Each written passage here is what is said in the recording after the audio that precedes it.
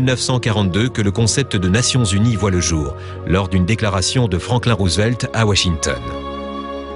Mais c'est réellement en 1945, pendant les conférences de Dumbarton Oaks et de San Francisco, que les buts et le fonctionnement de l'ONU sont précisés et codifiés. C'était de nouveau un projet américain, mais cette fois-ci de Franklin Roosevelt, qu'il avait enfin vendu, si le mot est juste, à Stalin et à Churchill à la conférence de Yalta en février 1945, juste avant la fin de la Deuxième Guerre mondiale. C'était différent de la Société des Nations dans la mesure où, cette fois-ci, les Russes ont imposé la vision d'un Conseil de sécurité où les quatre puissances gagnantes de la guerre auraient en quelque sorte un veto, et le droit de veto et une responsabilité collective de la sécurité. L'ONU veut dès sa création se donner les moyens de jouer un rôle de première grandeur sur la scène mondiale. L'ONU a été structurée, construite en tirant les leçons de l'échec de la SDN. Donc, en particulier, il y a des mécanismes qui font qu'on évite les blocages aux Nations Unies, qui ont, depuis le début, permis un meilleur équilibre des forces et une meilleure représentation. Par l'intermédiaire du Conseil de sécurité, elle peut prendre des décisions concrètes, comme envoyer une force internationale d'interposition pour maintenir ou rétablir la paix entre les États, ou encore garantir la sécurité des populations en cas de guerre civile. La Charte des Nations Unies, signée par 51 États fondateurs, s'articule donc autour de 5 grands objectifs. Maintenir la paix dans le monde et permettre à tous de vivre en sécurité, favoriser les relations amicales entre les nations, développer la coopération internationale sur tous les sujets possibles, être un centre où s'harmonisent les efforts des nations sur des objectifs communs, vérifier l'intangibilité des frontières. Il y a beaucoup de choses qui étaient le grand idéalisme, mais il y avait beaucoup de compromis. Par exemple, on parle d'autodéfense. Chaque pays a le droit d'autodéfendre. Aussi, on parle de droits de l'homme, de droits humains, mais on parle aussi de droits de souveraineté de pays. Donc, à un moment donné, on peut dire il y a un génocide ou il y a quelque chose qui se passe, on devrait intervenir, mais de l'autre côté, les pays disent non, c'est notre droit souverain. Donc, il y a toujours une tension dans le charte entre le droit individu et le droit étatique.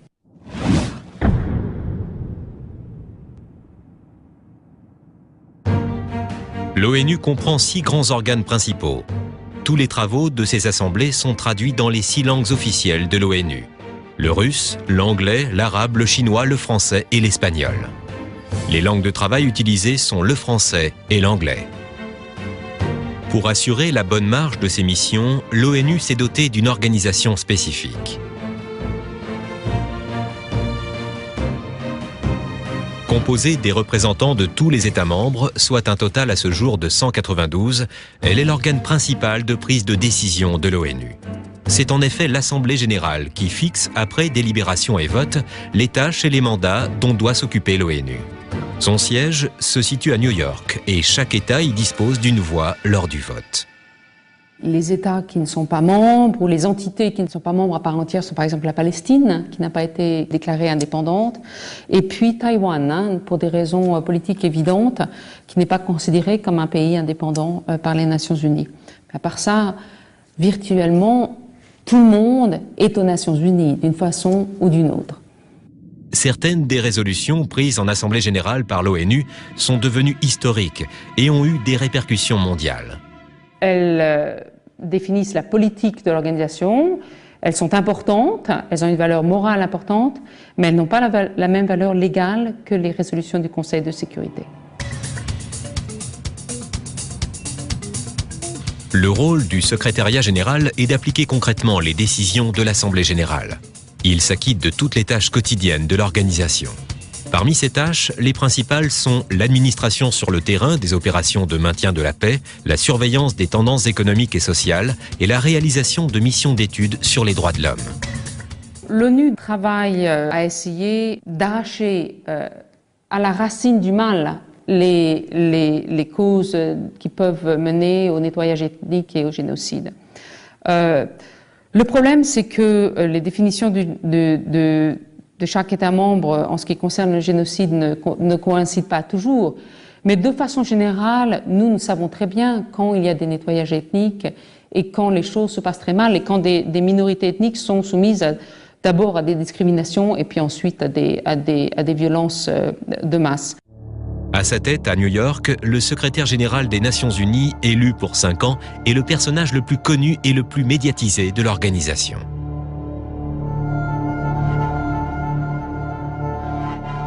Créé en 1945 par la Charte des Nations Unies, son rôle principal était la surveillance de 11 territoires mis sous tutelle par l'ONU et confiés à la garde de 7 États membres. Cette mise sous tutelle était destinée à assurer la préparation à l'autonomie ou à l'indépendance de ces 11 territoires et à garantir la bonne exécution des directives de l'ONU sur le sujet. En 1994, les 11 territoires concernés ayant tous acquis leur indépendance, la mission du Conseil de tutelle est achevée. Cependant, le Conseil de tutelle n'a pas été dissous. Son règlement intérieur a simplement été modifié.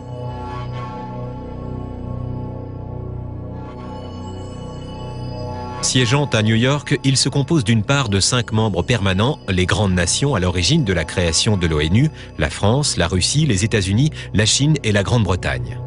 D'autre part, le Conseil de sécurité est complété par 10 membres non permanents, renouvelés périodiquement. Son rôle principal est d'assurer le maintien de la paix et la sécurité internationale. Tout dépend du consensus entre les 5, parce qu'un veto suffit à bloquer le mécanisme. Vous avez besoin, pour faire passer une vote, vous avez besoin de 9 votes sur les 15 membres.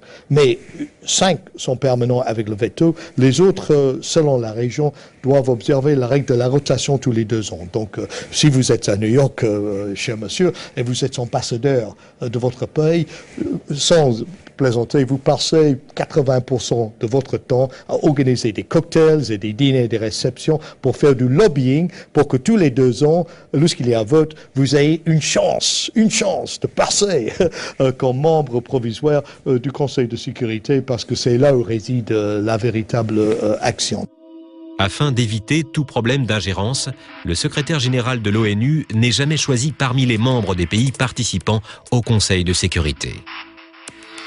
En cas d'échec des solutions diplomatiques, c'est lui qui décide d'envoyer les casques bleus.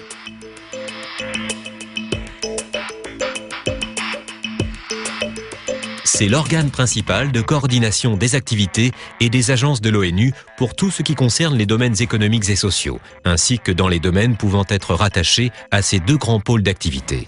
Son siège se trouve à New York. Il se compose de 54 membres et chaque membre y dispose d'une voix. Les décisions y sont prises à la majorité simple et aucun membre ne dispose de droit de veto. Il gère aussi la plupart des institutions spécialisées comme l'UNESCO, l'OMS et le FMI.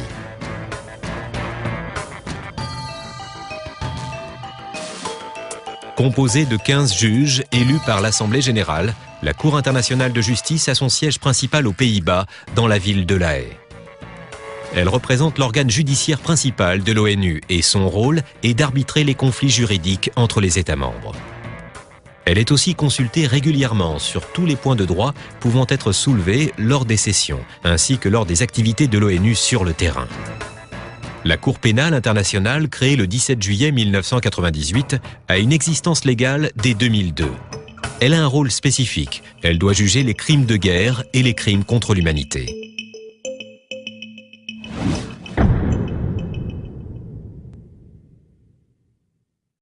La principale mission des Nations Unies est la préservation et le maintien de la paix dans le monde, en tentant de trouver des solutions à d'éventuels conflits, émeutes ou guerres civiles. La gestion et l'arbitrage des différends entre États membres, tant en matière juridique que de relations internationales, est aussi une des tâches dont peut se charger l'ONU. D'autres missions plus spécifiques, notamment la sécurité des populations civiles, la gestion des réfugiés et des populations déplacées, la préservation des droits de l'homme et la surveillance des arsenaux nucléaires et chimiques font aussi partie de ces missions. Pour atteindre ces buts, les voies politiques et diplomatiques sont d'abord explorées.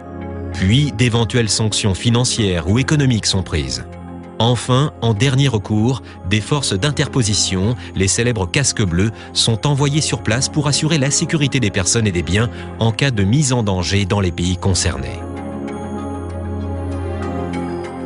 Afin de financer les activités de l'ONU, la participation financière de chaque pays est fixée en fonction du nombre de ses habitants, de son industrialisation et de son PIB par habitant. Le budget ordinaire de l'ONU avoisine à ce jour les 2,5 milliards de dollars, dont presque 2 milliards sont consacrés aux opérations sur le terrain, 450 millions pour le budget de fonctionnement ordinaire des instances de l'ONU et 50 millions pour les tribunaux internationaux. Ainsi, les États-Unis contribuent à hauteur de 22% de ce budget, le Japon à 19%, l'Allemagne 9%, la France 7% et la Grande-Bretagne 6%. En déficit chronique de plus de 2,5 milliards de dollars, particulièrement dû à des retards de paiement de cotisations de ses membres, l'ONU voit pourtant le budget consacré aux opérations sur le terrain augmenter chaque année. L'ONU n'a pas ses propres moyens, n'a pas ses forces militaires, non, pas ses propres moyens de renseignement.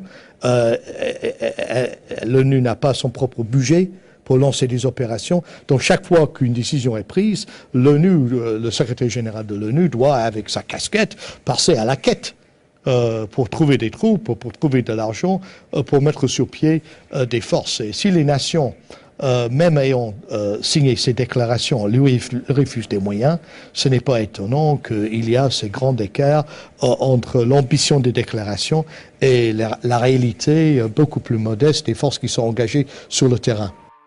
Les casques bleus, soldats de l'ONU, sont appelés ainsi à cause de la peinture bleu ciel recouvrant leurs casques lourds. Ils ont 3 missions principales: s'interposer entre les belligérants, protéger la sécurité des populations civiles, assurer des actions humanitaires. Dès qu'il y a un risque pour la paix et la sécurité du monde, le Conseil de sécurité dit qu'il faut avoir une force. Dès que le Conseil de sécurité dit et vote qu'il y aura une force, il faut voir qui sera les soldats. Les Nations Unies utilisent des soldats fournis par tous les États membres. Aujourd'hui, je crois qu'il y a 120 États membres qui fournissent des troupes aux Nations Unies pour conduire les opérations de maintien de la paix des Nations Unies. C'est ça les casques bleus. Au cours des 50 dernières années, les casques bleus se sont illustrés sur tous les champs de bataille de la planète. De la Corée au canal de Suez, du Liban à la Yougoslavie, du Darfour à l'Inde, de l'Irak à l'Afghanistan et de la Namibie au Sahara occidental. Mondialement connus et respectés, ces soldats de la paix assurent au quotidien des missions dangereuses, parfois mortelles. En 2009, presque 140 000 casques bleus sont déployés dans toutes les parties du monde. L'ONU assume le rôle de gendarme de la planète. Ce rôle n'était pas prévu par la charte d'origine, l'ONU devant être d'abord un espace de dialogue entre les États. À ce jour, plusieurs milliers de casques bleus ont perdu la vie en tentant d'assumer leur mission, protéger la vie des autres.